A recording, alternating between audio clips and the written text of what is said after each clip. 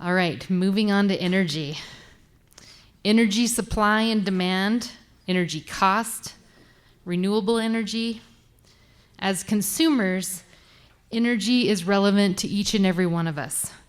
And for an in-depth look at the Montana's future of energy, we are very pleased to welcome Brian Bird, President and Chief Operating Officer of NorthWestern Energy. And Todd will be joining him on the stage for a conversation, and we really appreciate your time. Brian Bird, welcome. Hey, thanks. Thank you for your support of this conference and all the support we get from NorthWestern Energy throughout the year. And you're relatively new to this role as President and CEO of... Yeah, if you want to talk to you. Sorry. Yeah. You're relatively new to this role as President and CEO of the largest utility company in the state, NorthWestern Energy. Yeah. Tell us a little bit about yourself and your background and your role here at NorthWestern Energy. Yeah, so I joined the company back in 2003, and I will say December of 2003, and I want to specify the month because the company went into bankruptcy in September of 2003. And so I came on board to be the CFO to help this company out of bankruptcy, and I spent most of my career in the Twin Cities, Minneapolis, St. Paul.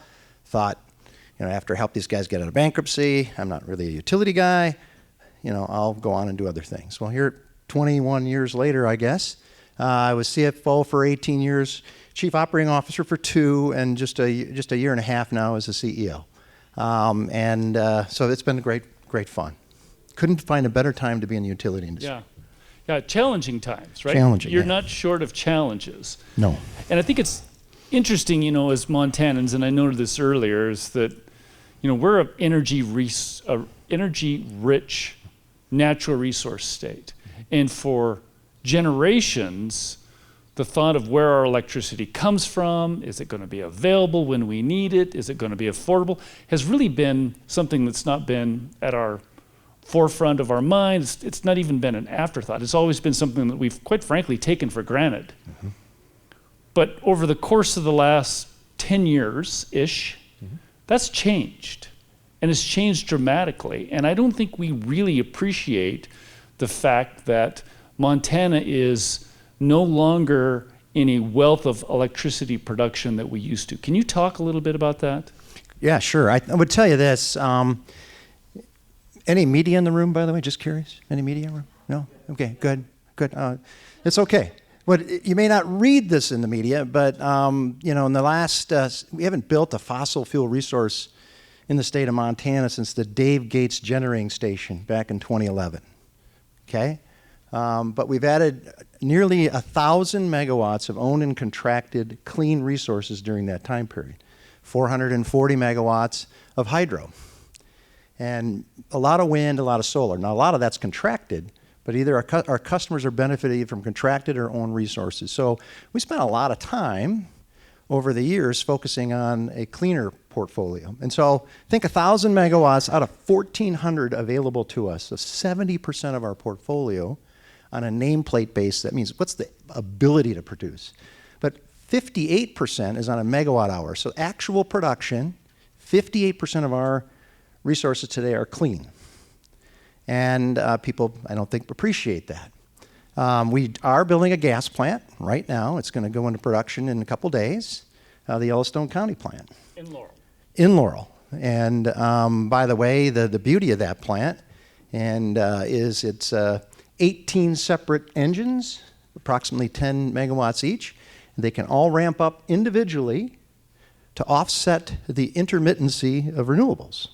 So natural gas has played as a partner to renewables for years. Obviously, the wind and solar is not always happening, so we have to run our system at 60 hertz at all times. So these lights stay like that instead of flickering. That's what we have to do. And so we need to have a system to do that. And so natural gas is a perfect complement, that type of resource, to continue the proliferation of renewables. The other beautiful thing about that plant, on the coldest days of the year, we can run that plant full bore, 175 megawatts, to serve customers. And why that's important? How many people were here in January of 2024, middle of January? Minus 45, 4 days in a row. So, geez, Brian, you know, you're doing a lot of renewables. Why don't you guys do batteries? Could be do storage. And we do some batteries on a small scale. Because here in Montana, I was just recently with the CEO of Pacific Gas and Electric. They use batteries all the time because they have a 4-hour peak. When people come home from work every day, they turn on their air conditioning. And so batteries help on that regard.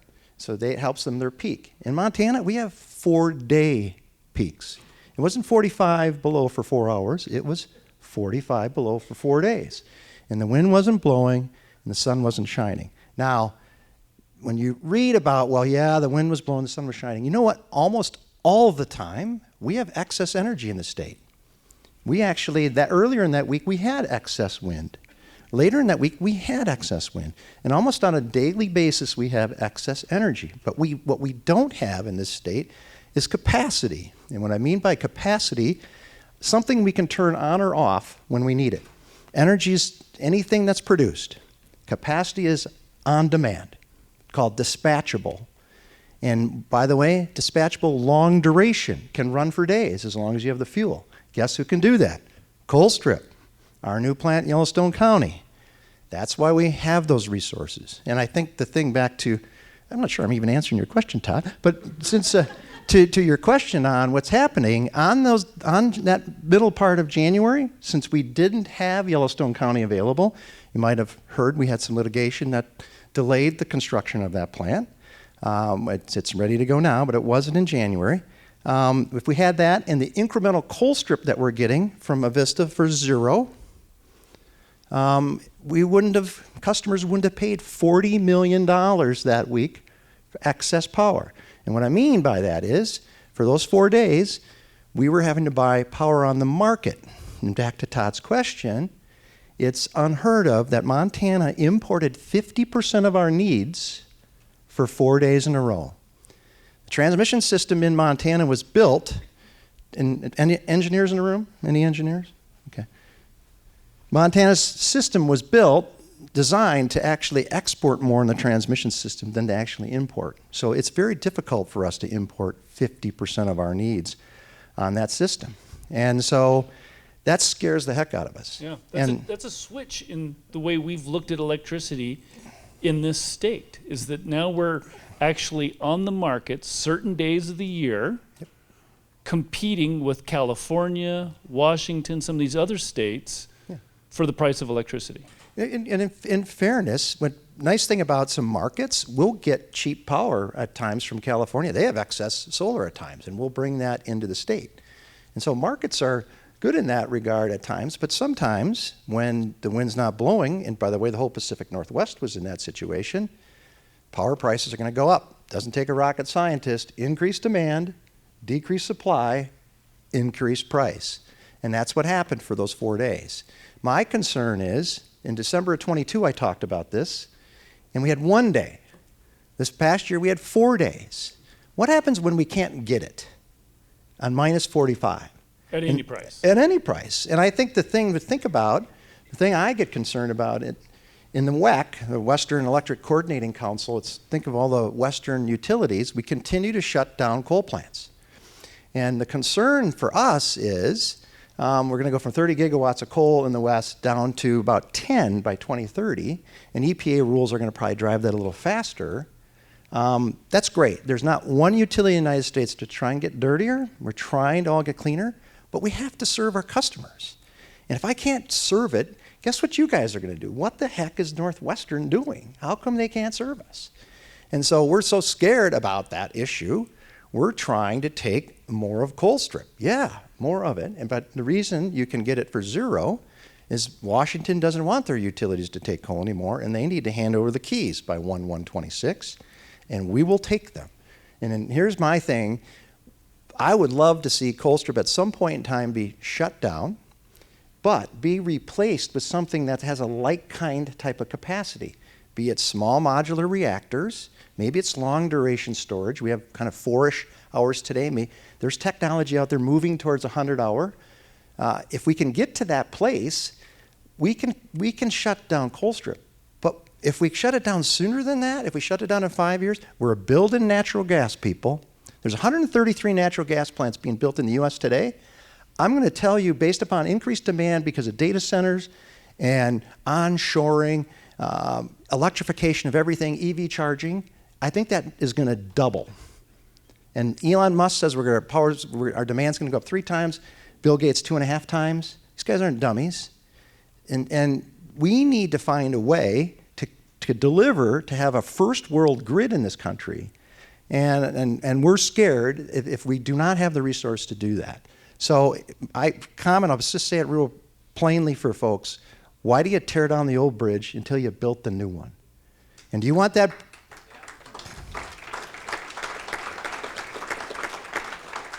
You want that bridge to go to natural gas? We'll do it, because we've got to serve you. If you want to wait longer for something cleaner, we'll do that.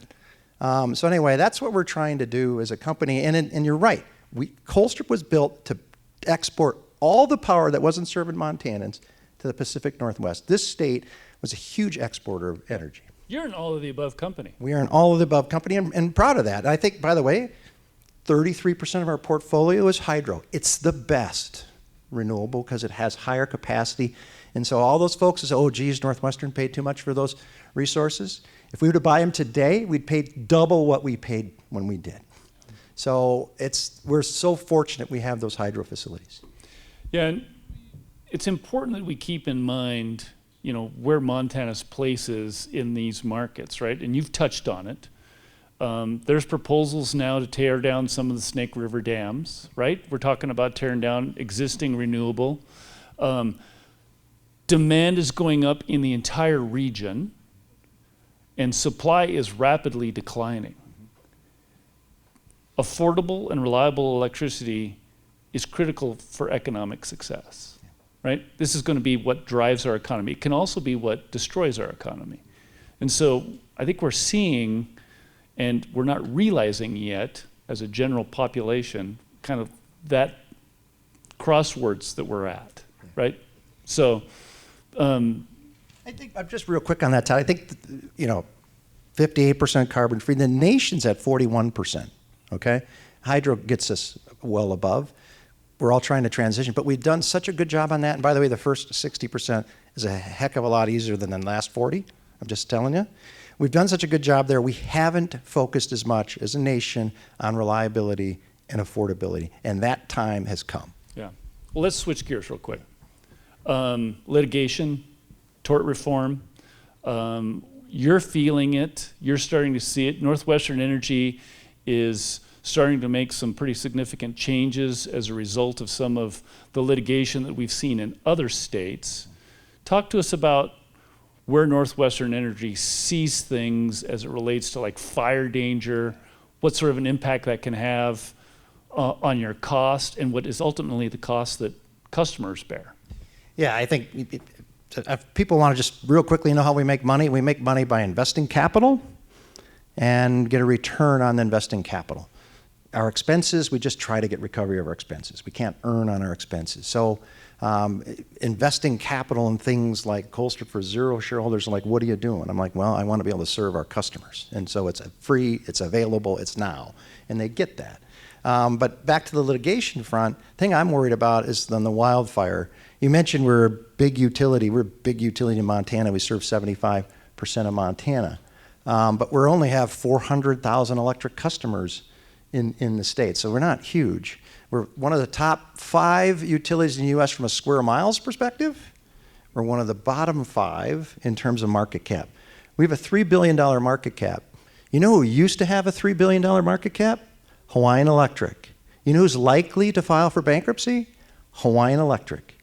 And because of the strict liability issues that they've run into and the courts that they run into, and I see Pacific Corp having the same problems with a jury, not only having economic damages, which we certainly paid for in a Denton fire we had here in the state, but non-economic punitive damages. Warren Buffett even said he's not sure he's going to invest in utilities. So I worry about it, particularly the guy that helped the company get out of bankruptcy, being in a situation where, as a gentleman from a co-op said, it scares me how he said it, you're one spark away from bankruptcy. And we should not, by the way, the utility industry is the first 5% of GDP in the United States. We'd like to think of it the first 5, because everything else depends on power to actually power the economy. And if it's going to be difficult for us to do our jobs, and it's going to be more costly to do our jobs because of these outlandish awards, guess who's going to pay for it? You're going to pay for it. Now, our costs were higher when we came out of bankruptcy, and until we got back to investment grade ratings, then our debt costs came down, but it's going to be higher for smaller companies, particularly who have higher costs associated with this. We have fewer customers to spread those costs around. Insurance. Right? Insurance. Our insurance, by the way, Todd, in 1 year, we're going to ask for the same wildfire coverage we had last year, and I can't tell you what that number is. It's not a public number. But our cost to have the same amount of coverage will double this year. Yeah, and so, right, just to put a fine point on it, it's like we've seen some of these judgments in Washington and California. It's like, well, the utility caused this fire and it caused millions of dollars. This is the same thing that could happen in Montana. Oh, absolutely. And so some of the things that you're doing now that are unique to Montana is talk to us a little bit about some of those sort of preventative measures that you're taking in order to mitigate that threat of a line going down and it's starting a fire on NorthWestern's watch. Yeah, by the way, we've done a lot from a fire prevention standpoint. I won't name the gentleman who runs the wildfire for us. You know, when we first started talking about this, he says, Brian, we've been fighting wildfires in Montana for 100 years. You know, we got this. And then he saw what these jury awards are. He's like, oh my God, we've got to do things differently. We've got to do things like California. And I'm going to back up for a second. The good news is we've done a tremendous amount of investment on our system. Back in 2010, my predecessor thought we should be investing more in the transmission and distribution. That was pretty smart, and we did that. So from that perspective, from a system performance, and we're really good. We have a lot of good data about our system. We do a very good job from a vegetation management, I'd say on par, if not better than the Pacific Northwest neighbors. What we didn't have like California had was really two things, and you're going to hate this one, well, maybe. Situational awareness. We need to do a better job of understanding what weather's doing throughout Montana. We left that up to the divisions. What do you need to do? There's going to be a big storm coming through here. What do you need to do to manage this system? But now we have a centralized group that does it for the whole company. And so we stood that up. We've added 4 technologies in 6 months. And so if you don't think this is the number 1 risk for this company, by the way. It's an existential risk to NorthWestern Energy wildfire. So number 1 risk, we're spending a lot of time on it.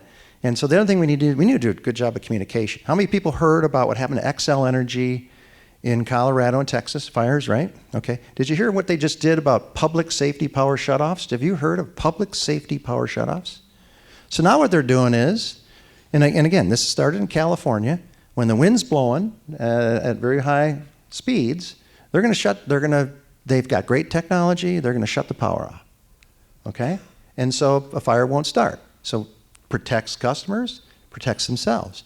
We've been in the business for 100 years, and by the way, if you know our linemen and gas personnel out there, they are working their butts off to get you back in service as quickly as it can. Now the same people are going like, we got to shut the power off? Yeah, to protect customers and protect ourselves. And by the way, the rating agencies, investors, hey, NorthWestern, do you have PSPS like California does? And we said, well, at the time, we said, no, we don't think we need it. Didn't matter. They paint this whole industry with a black brush, and you need to have PSPS. Now to protect ourselves, we're going to have to institute PSPS in the state of Montana. Shutting the power off. We're going to have, and conditions are rough. Right. And by the way, why are we shutting the power off? Because our system's poor or anything like that? No. By the way, are hurricanes and tornadoes acts of God? Anyone Yeah. acts of God with me?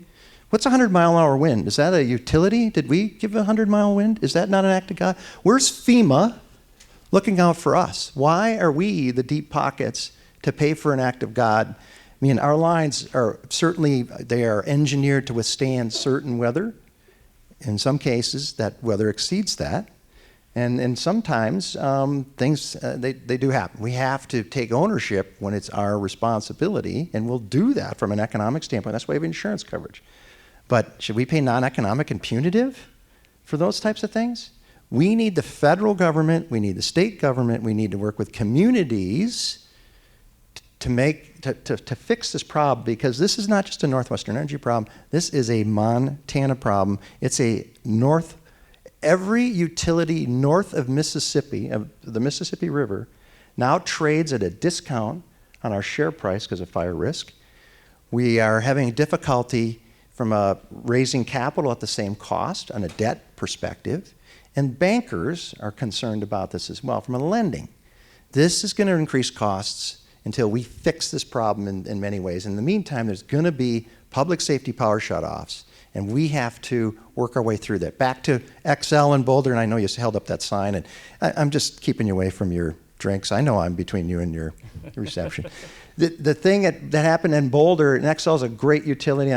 They're our neighbors. They're a very good utility. But this is new for everybody. So they shut the power off they had 222,000 out and customers out. I think they shut the power off for about half of them through a PSPS. The other half were out due to the weather taking out poles and the like. What happened was they didn't turn the power back on for about 4 days because they had to fix their system. But the customers in Boulder were like, well, the wind stopped blowing after the first day. How come you didn't just turn the power back on? Well, if you turn the power back on and your line's laying on the ground, you're going to start a fire. But we're not doing a good job communicating that. They obviously haven't when they're PSPS. We need to educate people as to how we do this. Now, the good news about Montana, remember, only 400,000 customers, over 100,000 square miles. So when we PSPS, we're talking 100, 500, 1,000 customers most likely, and unlikely in the middle of Bozeman. It's not a hazardous spot, the middle of Bozeman.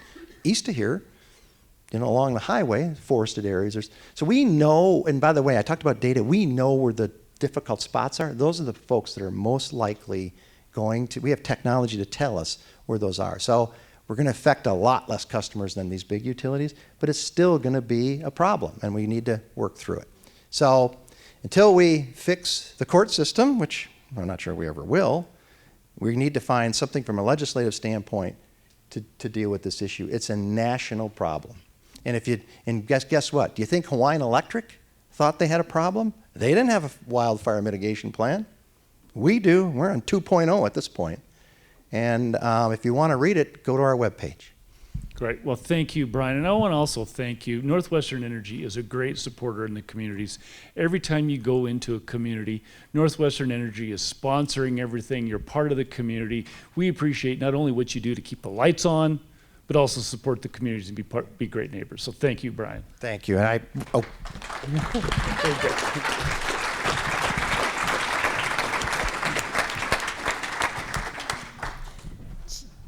Did you want to add something? No, I'm okay. good. All I right. was just going to say, our people, they're parts of our 1,200 employees I got several of them here, they're parts of the community. And they're big consumers of the community, and we contribute dollars. Absolutely. Thank you, CEO Bird. And agreed, the folks in Northwestern are part of our community, so we greatly appreciate that. So if anything brings home our conversations today, I think it's the last two panels. We talked about being change agents through photonics and quantum computers, and then we talk about the energy needed to run those businesses. And to me, when you talk about going from 30 gigawatts of coal down to 10, when we know the increase we have coming to our area, and you talk about 30% hydro with a real push to lessen that, it's an issue for all of us in this room. I think some of us like to go away and think that some of these issues only affect us when we're in the room. Energy is an issue that I hope you guys all pay attention to and comment on when there's issues that come up for us to be part of as the business community. So I want to thank you for all being an active part of the change and making sure that Montana keeps moving in the great direction that we are right now. I want to thank you for taking the time to be here with us today. Please let our board or any of the staff know any changes that you would like to see or have us work on, especially coming into a legislative year, and travel safe home. We do have a reception where people can visit until they leave, and we will give you back part of your day and enjoy the sunshine. Have a great trip home.